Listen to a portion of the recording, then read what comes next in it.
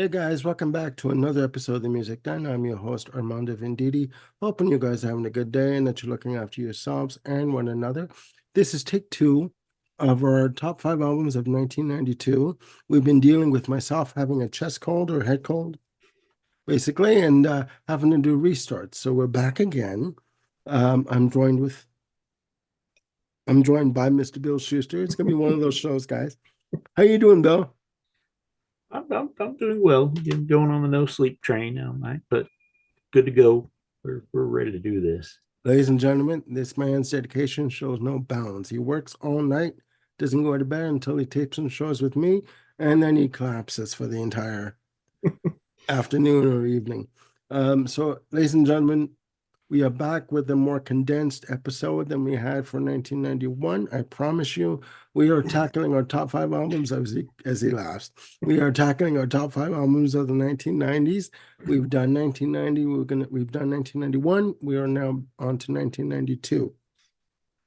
So, as is customary with these shows, and again, in all seriousness, I am dealing with a head cold. I'll be coughing throughout the episode probably, so please forgive me. As is customary with these episodes, I will pass the virtual mic over to Mr. Bill Schuster, and he will start with his number five. There you go. Whoa! That mic might have your germs on it. I no, you're gonna have to keep that. I might have to use my own mic. Don't go there with me. Can't afford to get sick here. So, Okay. all right, Don't go there with uh, me. all right. My number five is not a commercial hit. It's nothing you're likely to know if you were only hearing the radio at this time. It is the debut from Shadow Gallery. They are largely thrown often in the same boat as Dream Theater, Queensryche, that sort of band, progressive metal. I think they're a bit more to the prog than the metal, a bit of folky stuff thrown in, really nice vocal harmonies.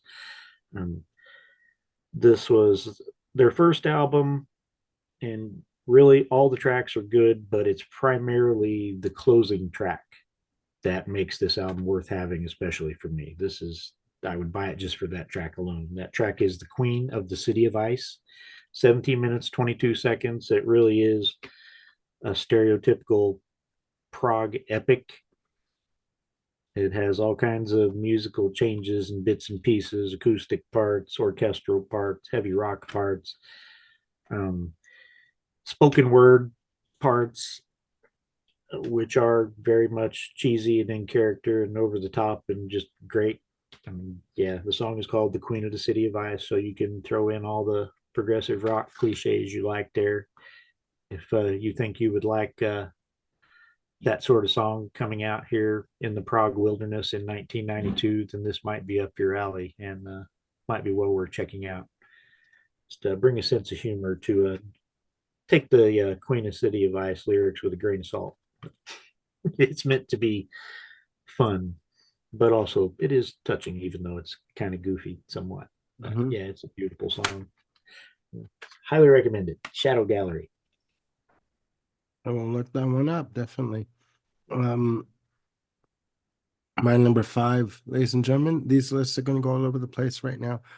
My number five is Prince with Love Symbol. This is his follow-up to his mega hit Diamonds and Pearls album from 1991. The original concept of this album, it was supposed to be a concept album um, with the lead character name of Victor. There is a track on the album, the last track on the album called The Sacrifice of Victor, which was an album track and and thank God it stayed that way. This was where Prince started to go off in different directions in terms of his own, trying to do a bit of a rap, hip hop kind of a thing. As he started with uh, Diamonds and Pearls, the lead-off singles were My Name is Prince, which is more of a funk, really funk-oriented kind of trap with a rap by Tony M. We won't even go there. Um, Followed up by the top 40 single, Sexy MF, Sexy Motherfucker. Um, with the lyrics, sexy motherfucker shaking that ass, shaking that ass, shaking that ass. Um, So that track itself, I like a little better than My Name is Prince because it has more of a jazz kind of feel to it on the drums. But in terms of the album, there are other songs like Seven, the final, well, release I remember as a single.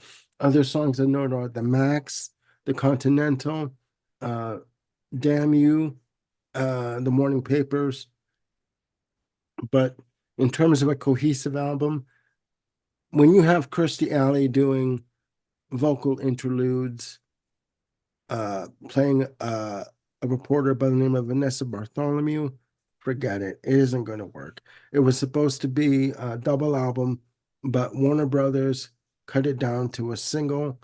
There were like five segues, spoken interlude segues recorded for it. He only included two, as to make it down, cut it down to a single disc. It's a little disjointed in points. It's funky, but it's not as strong as Diamonds and Pearls. I thought it was when I first bought it. I thought it was stronger, but I am wrong. I rarely put it on anymore. That's why it's my number five. I do dig Sexy MF and Seven. Both those are, I think, both excellent singles. And yeah, shaking that ass, shaking that ass. That's as soon as you said the title, I could hear it. And Yeah, yeah, yeah, yeah, yeah, it's just fun. It's goofy fun. I yeah. think That's it yeah. might be safe to say that Prince is maybe a brilliant musician, but not necessarily a great storyteller. I think at that point he was trying to fit in with the hip hop and rap crowd, and with the rap like that sexy motherfucker so fine I'll drink her bathwater. Like I'm sorry. I mean, no, it isn't going to work. I love you, Prince. I will always love you as a musician, but no. All right. So, I mean, it is what it is. So, If anybody could get away with a lyric like that, it would have been him. So yeah, nobody there else you should go. even try. There you go. There you go. All right, You're number four. my number four. Okay, you mentioned this guy in our last episode, and a pretty important moment for you. I again got into this album a little later. I didn't get it until about 3 years later.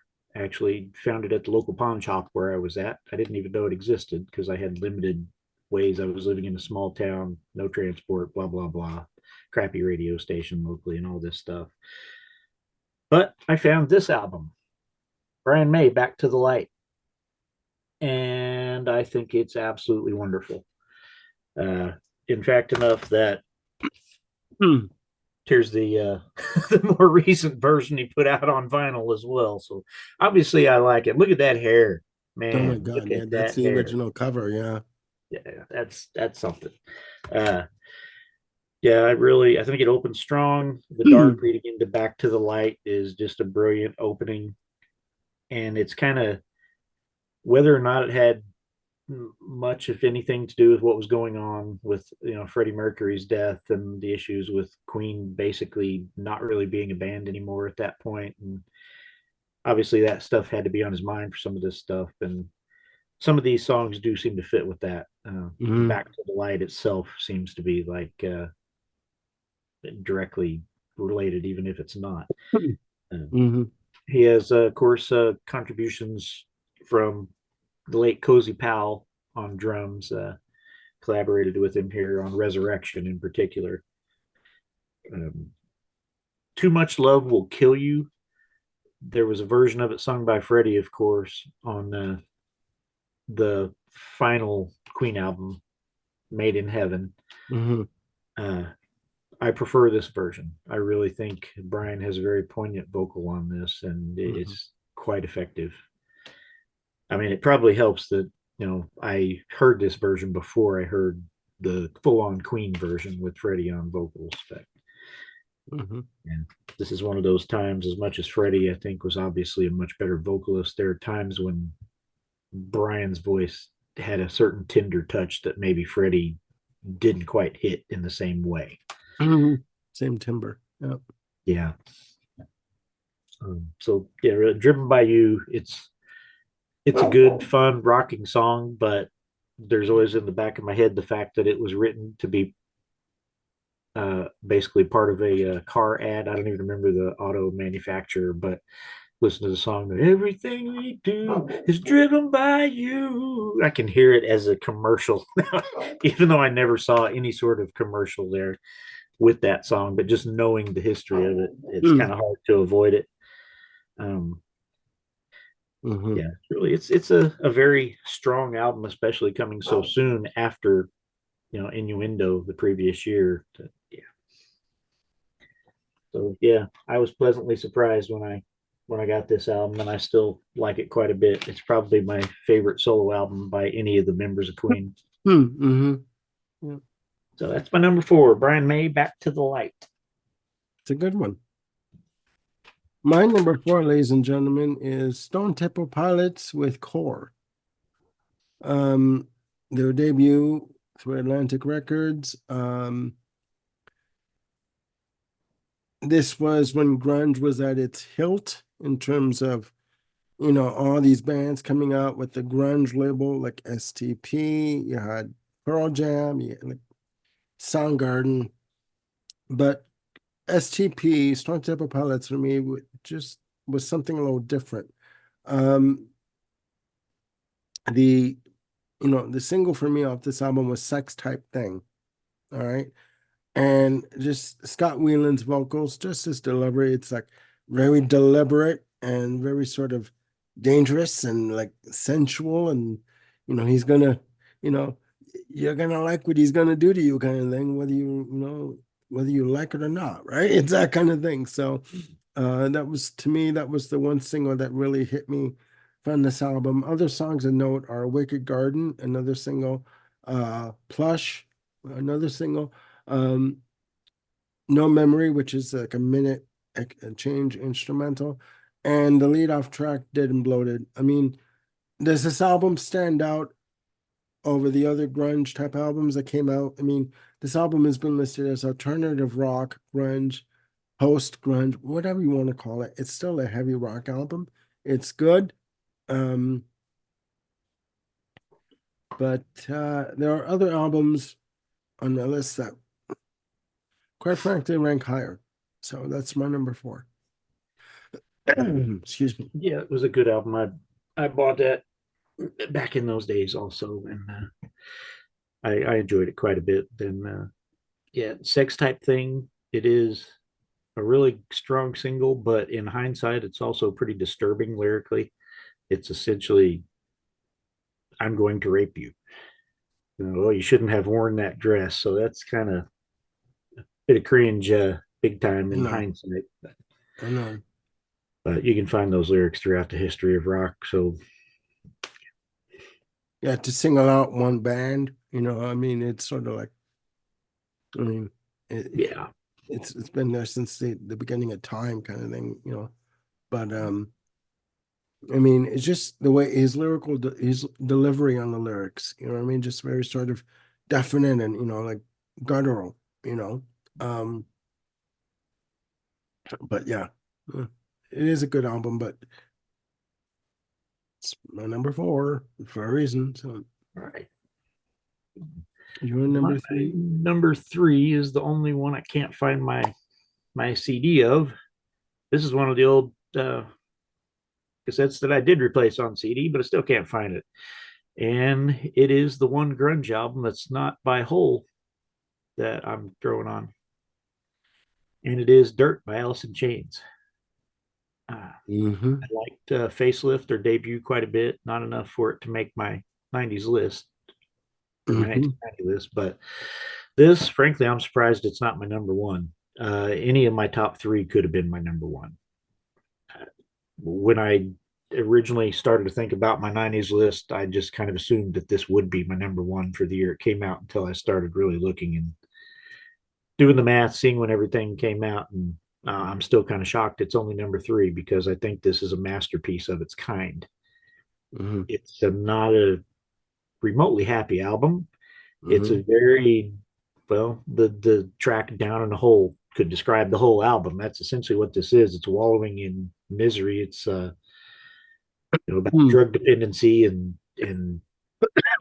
It's a very dark experience, a very well done experience musically and lyrically. But woo, don't go into this looking for sunshine, folks. No, Obviously, the radio tracks, Wood, Them Bones, Down in a Hole, and Rooster, they were played ad infinitum. ad It nauseum. stop. And I think Down in a Hole was probably my still favorite of the singles. Hmm. So I'd like to fly, but my wings have been so denied. I think that's just a wonderful lyric. And I was young enough at that time to still kind of be in the oh woe is my young self mindset from time to time, so I could relate more, I think, to Hmm. some of the stuff on Here It's Time than I can now. um, it's hard to get myself in that mindset anymore. I still think it's a great album, but maybe that's why it's number three, because I don't find myself wanting to go back to it, even though I think it's a masterpiece. Hmm. Hmm. And yeah, the album tracks are just as good as the singles. It's strong continuously throughout. So yeah, if you're in the mood for it, it's brilliant. But if you're not, stay far away. Alice in Chains, Dirt, number three. Good choice. Good choice. Yeah, that those singles you mentioned were all over Much Music and all over the radio ad nauseum. It was just like, oh my God, here we go again. You know, but that was what was in at the time, right? And the proof is in the pudding in terms of good music, good quality arrangements, and that's going to stand the test of time. Um, my number three is, or four, number four or three, Number three. number three. Sorry. Yeah. Sorry guys. My number three is, it's gonna be a toss up here. Oh my God. Um, hmm, Bon Jovi with with Keep the Faith. Sorry guys. Um, this was hailed as their big comeback, um, after them taking off some time after New Jersey was released, produced by Bob Rock. The entire first side of this album hits all over the place, with songs I Believe, Bed of Roses, I'll Sleep When I'm Dead, um, In These Arms, the title track. Um, the final track on the album on side one was If I Was Your Mother, which was another good hard hitting track. Side two starts off with a 9 minute plus epic called Dry County. And when I hear it, I, for some reason, on the breakdown section, I always think of School from Supertramp. Just that piano kind of, there's like a piano piece that comes in, and it just reminds me of School for some reason. And it builds up again, and the track, they come back in, and it goes into a fast section and whatever. So it really does remind me of that. So, and you know what? Good melodic rock is good melodic rock. And whether it be, Bon Jovi or STP or whatever you want to call it, and those dogs agree. I mean, it good music is good music. It doesn't matter who it is. So that's my number three. All right. That's sorry folks if you can hear the dogs barking. That's why I said your dogs agree with my choice. Apparently they do. All right. My number two, this another one I'm shocked. It's historically this should have been my number one easily, because this guy has a long history for me on these shows we've been doing, going back to 1973 with his former band. Every single album that he put out with that band and every solo album he put out after that band has been my number one pick of that given year, starting with Dark Side of the Moon, then Wish You Were Here, Animals, The Wall, The Final Cut, Pros and Cons of Hitchhiking, and Radio Chaos were all number one albums of the year for me. So, how in the hell is Roger Waters' Amused to Death not my number one I was when this wondering. is often considered his best solo album? You got me, folks. I think it's an absolute masterpiece. Again, it really is. Hmm. If I were trying to be objective, I would say it probably is his best solo album, but it's not my favorite. I still prefer Pros and Cons and Radio Chaos. They have more of a personal connection to me for different reasons, but also part of it is what we had previously discussed about the CD era. Yeah. Those albums were roughly in the 40-minute range. Single album. Here we're getting much, much longer, uh, and maybe too long. So, too much of a good thing. I think he was able to be more effective when he was more concise for me, I guess. I still think it's an outstanding album, obviously, but there's one that resonates with me still a little bit more than this. So someone has managed to take the king off his throne at last. Who will it be? That's the mystery, folks. We'll find out with my number one pick. That is indeed the mystery. Oh God. My number two on this list for 1992 is Pat Metheny with Secret Story. Released through Geffen Records. A long album, like 76 minutes plus, a very long album, like 14 tracks on this album, just amazing. All instrumental. It's listed as a world music jazz fusion album. Starts off with the track Above the Treetops. Other songs of note are The Longest Summer, Feeling and Believing, like 10 minutes plus, Sunlight. Basically, for me, I came upon this album very late. I'm telling you, like 2 summers ago, like literally. And to me, this is the kind of album where you put on, it's like a nice early summer morning, or like, you put it on, you open the windows, you've got like a nice breeze, a warm breeze coming in, and you've got the music playing, and you just hear like chirping birds outside, and you smell like the fresh cut grass, like that your neighbor's cutting next door, and it all comes in, and you just get wrapped up in this warmth of of of emotion and spirit and just love. I mean, it's just a beautiful, tranquil album, and it takes you through the emotions of a day, right? Starts off early morning. You kind of imagine the person getting in the car, hitting the ignition and hearing the music just starting as he's backing out, or they're backing out of the driveway, and they're just driving along, and each stop along the way is an adventure for them during their day, and each song is an adventure, right?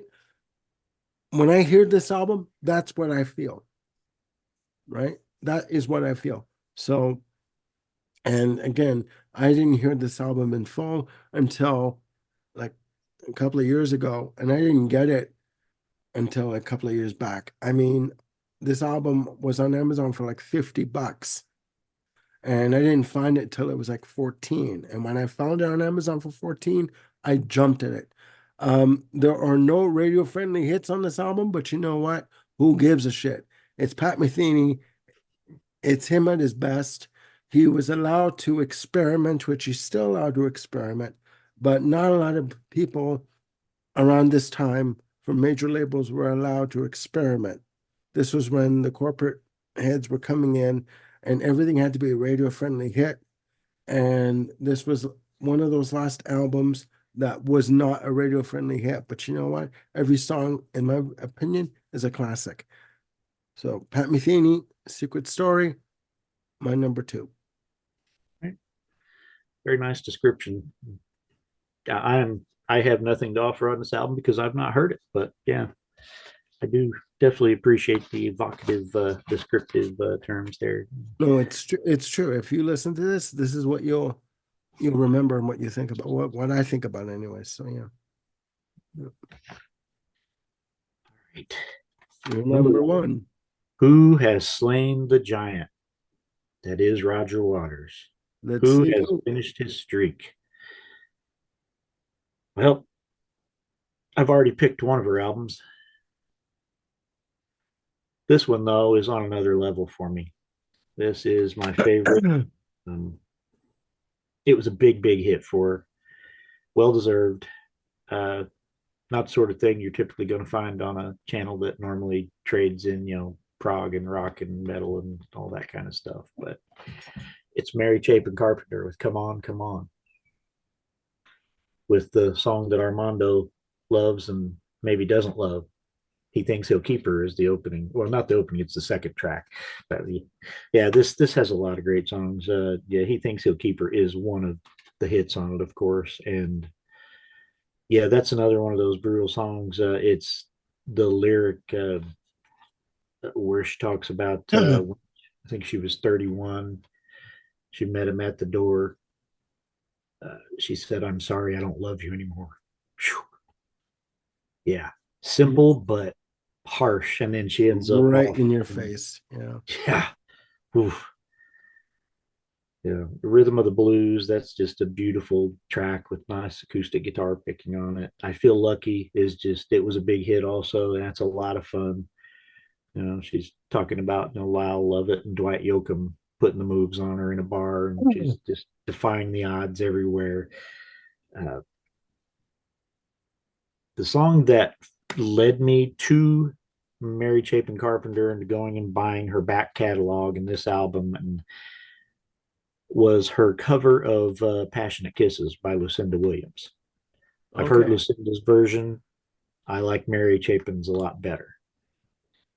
Lucinda is great, but there's something about this version is just so perfect. It is a perfect song. It's Hmm. gorgeous. It's full of life.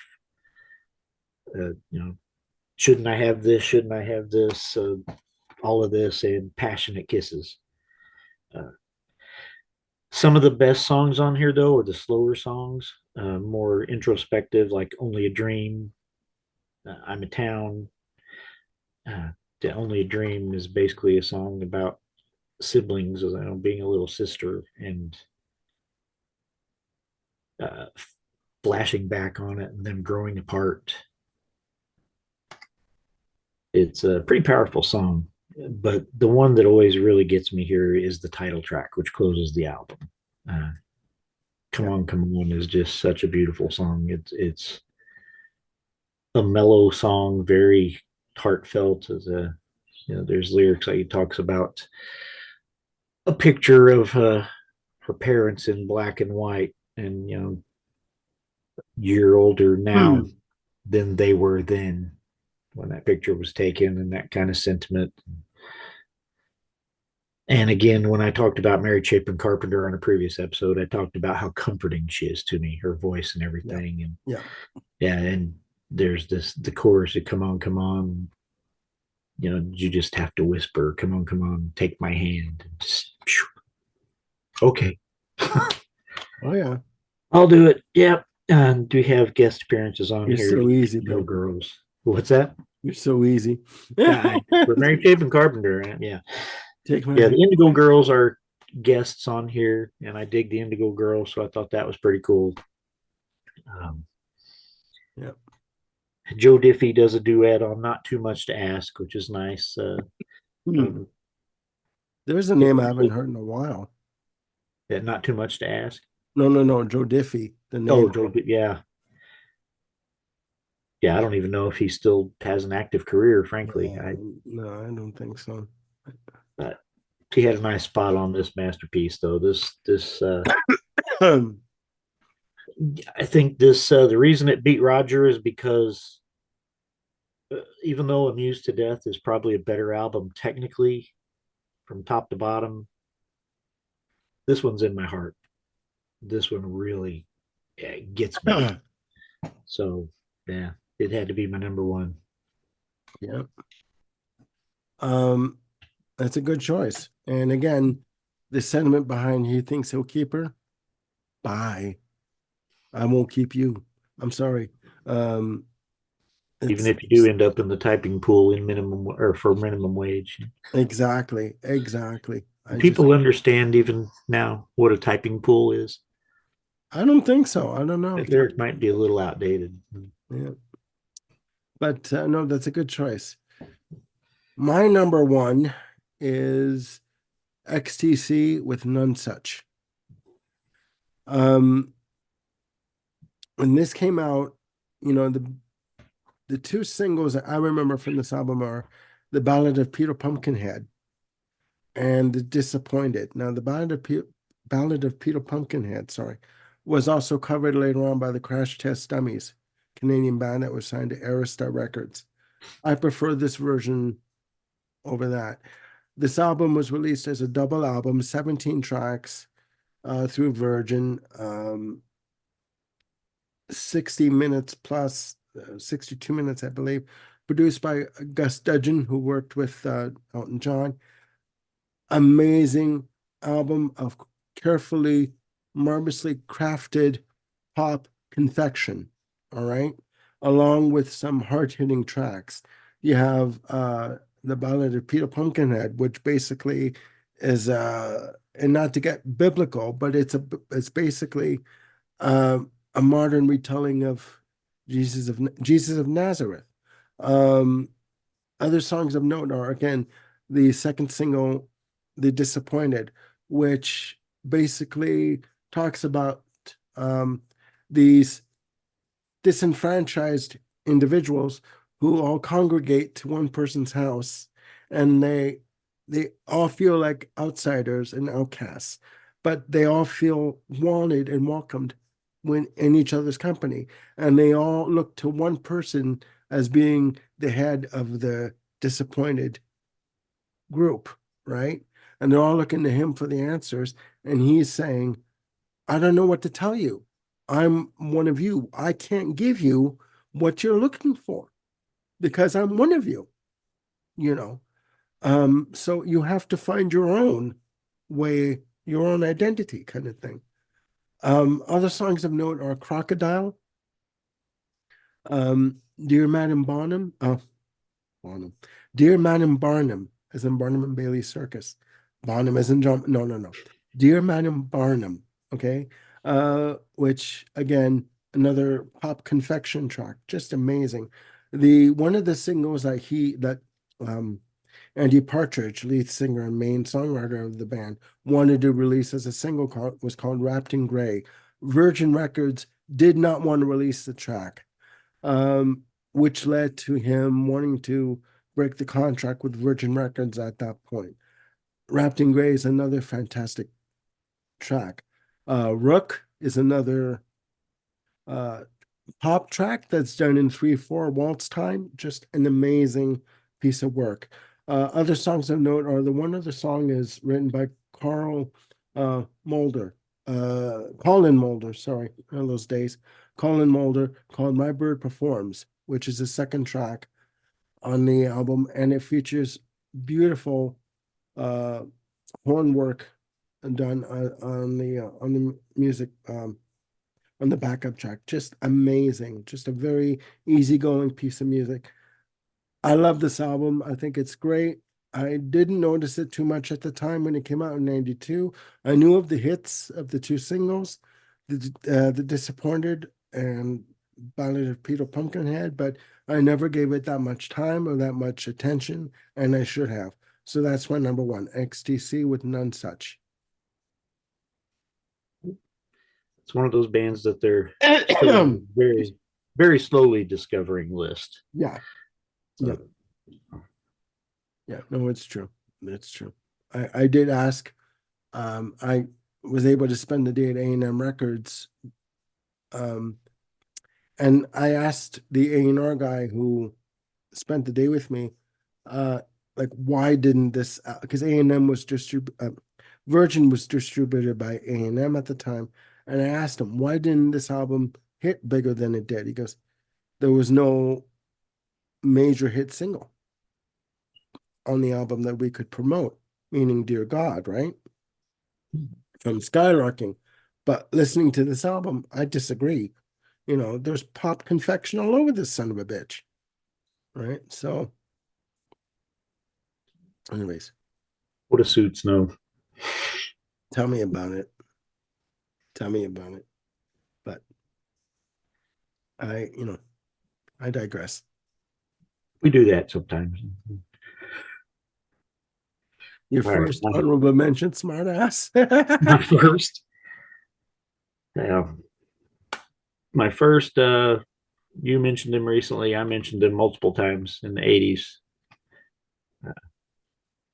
REM, Automatic for the People.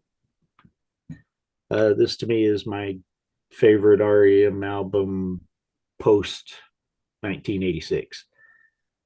Uh, my favorites are still that the second, third, and fourth albums, but yeah, this is damn good, and not just the singles. The whole album is excellent. And really, who could really have a hit writing a song about Andy Kaufman of all people? Mm, That is such a bizarre song topic. yeah. Yeah, Ignore Land. That's one of my favorites on this album too. That one got a lot of play on the rock stations. I still think it's a cool song, but the closing Night Swimming, Find the River are quite nice way to end this album. It's really this is more of an album experience rather than a singles experience, truly. Yeah. The singles were big, everybody hurts, Drive, but yeah, this is meant to be start to finish. It's a bit different from REM in the '80s, and even though I prefer that earlier stuff, it's a good that it's different. It needed to be different. You can't stay in the same lane all the time. Otherwise, you end up being AC/DC. So, nothing against AC/DC, but they're Enough the said. weapons for Enough that said. stay in your lane the whole career stereotype. So, yeah, I'm not generally a fan of bands who don't change. So, Enough said. yeah, Enough said. Is that the album with Everybody Hurts? yes. Yeah, which of course was a pretty polarizing song about as much as Shiny Happy People had been on the previous album. Exactly. The polar opposite, right? Yeah. Um, no, that's a good choice. That's a good choice. My first honorable mention is Iron Maiden with Fear of the Dark. Um, I excuse me. I do like what they do on this album. It's just I don't think that they've covered any new ground musically on this album. My personal opinion. Of course, I'm probably going to get blasted in the comments, but songs of note are Be Quick or Be Dead, Wasting Love, From Here to Eternity, um, Fear is the Key. Again, I just don't think that they've with this album that they approached any new ground musically. It's pretty much what they've been doing before. So that's why it's an honorable mention. So your next one? All right, yeah, that's generally not. I don't think it's very held in high esteem by Maiden fans in general. Yeah. Yeah. All right, my next one. I was tempted to change this and actually put it in my top five, and yeah, thinking over it again. But hey, it is where it is. I'm going to stick with it as an honorable. All three of their albums have made my list so far, including a number one album in 1990. This is the fourth album from Concrete Blonde. It's Walking in London. It's the follow up to their semi big hit, Bloodletting. And it was kind of a attempt to do more of the same in a lot of ways. It almost seems like it's designed as Bloodletting Part Two, even to the point you have like the title track itself is similar. Hey, you got Bloodletting in the mail. Still in the wrapper. Yeah, the title track to this is kind of similar to the title track to that Armando just showed. Yeah. There are, yeah, they do the traditional Concrete Blonde thing of that they were doing at this time of having a cover song for every album. In this case, it's an unexpected one. Yep. It's a Jamie Brown song. Uh, Ooh. it's a man's mad world. Oh Of yeah, course, I remember they that. only title it "It's a Man's World," which is missing a few mans in there, but you get the point. It's interesting to hear a woman sing that song if you know the lyric.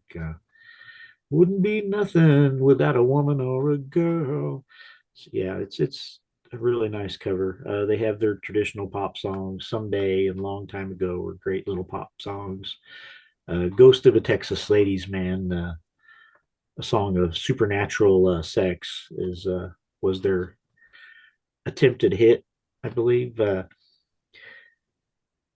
You have Woman to Woman, which I think was kind of one of the weaker songs for me at the time. It seemed like Um, the drums were not quite as natural. It was more almost like a drum machine song to me. But still good. I still liked quite a bit. It's a really good album. I played to death at the time, and it still stands up well to their rest of their catalog in general. I don't know why I left it out of my top five on this year. If I had it to do over, it might knock out Shadow Gallery, but for now, it's an honorable mention. Still love it. Concrete Blonde, Walking in London. I'm gonna look up that one as well. Um, my poor bank account. Jeez. That's a good choice. My last honorable mention is, and this is again the Canadian contingent, KD Lang with Ingenue. This is considered to be her breakthrough album in the States, I do believe, with the track Constant Craving. Um, I'm one of these people that think that KD Lang's voice is pretty much an instrument. Um, she can be very soft and demure and like very emotive, but she can crack you in the ribs with her vocal range. Just one good hit, and she is just off and running. Her vocals can soar like there's no tomorrow. And Constant Craving was a major hit in Canada, and it broke it through into the US. Um, Unfortunately, there are not really many other songs in the album that are that good. Um, I mean, and also, a little footnote in 1994, when the Rolling Stones released the single Anybody Seen My Baby? Keith Richards was in his kitchen one day and heard his daughter coming in with her headset on, singing Constant Craving. And he listened to the melody and he was like, uh-oh, I better call the lawyer.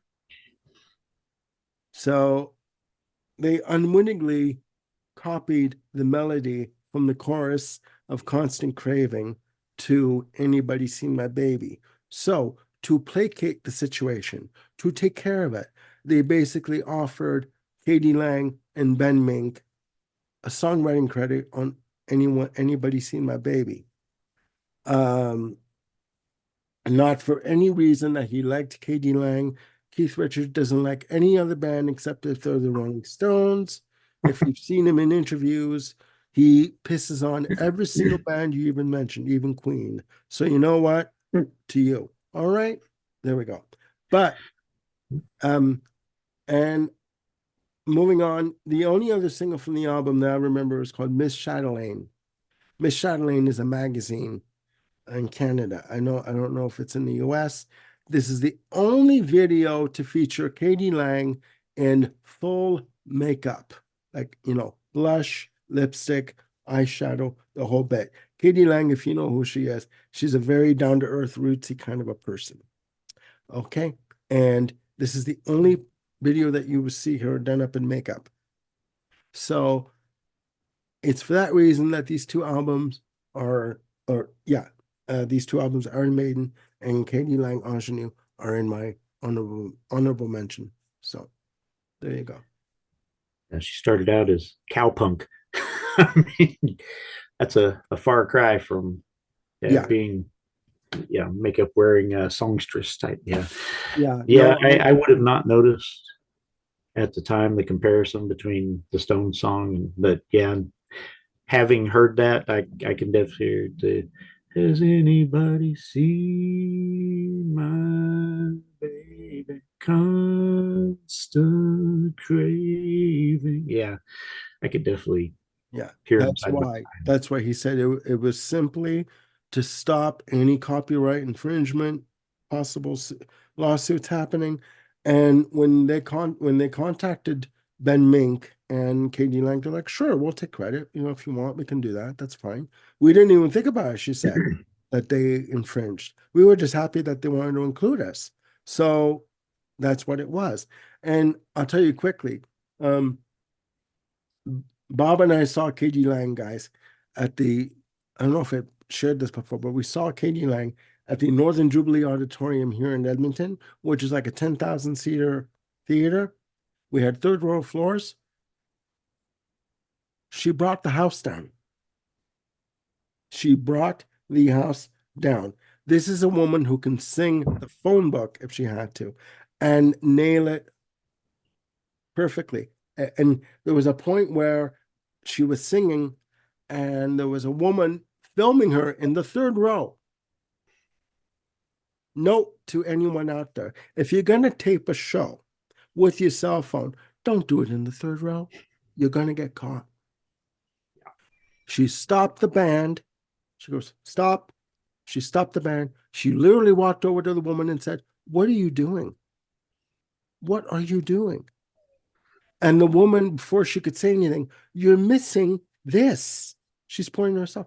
You're missing the experience of me here with you right now in the moment. Put the phone away. Enjoy what's in front of you right now. Okay? Turns around, cues the band up, said, let's go. Now that is control. Okay? That is control. And the woman put the phone away, sat on her hands the rest of the night. Didn't move. Didn't think move. KD should have passed on what she knew to Axl Rose. I'll just leave that right there. Well, there you go. There you go. She was wearing a tuxedo. She wasn't going to jump in the audience with a tuxedo, believe me. And she would have taken anyone out. You know what I mean? So there you go, guys. There's our top 5 albums of 1992, Cough and all, Errors and all, and our 2 honorable mentions. I want to thank Bill Schuster again for joining me on this series. We'll be back another day with 1993, 94, 95, and so on. So please, guys, to click like and subscribe and hit the notification bell to keep yourselves on top of any new content I've got coming up. And we'll see you soon with another video. Bye for now.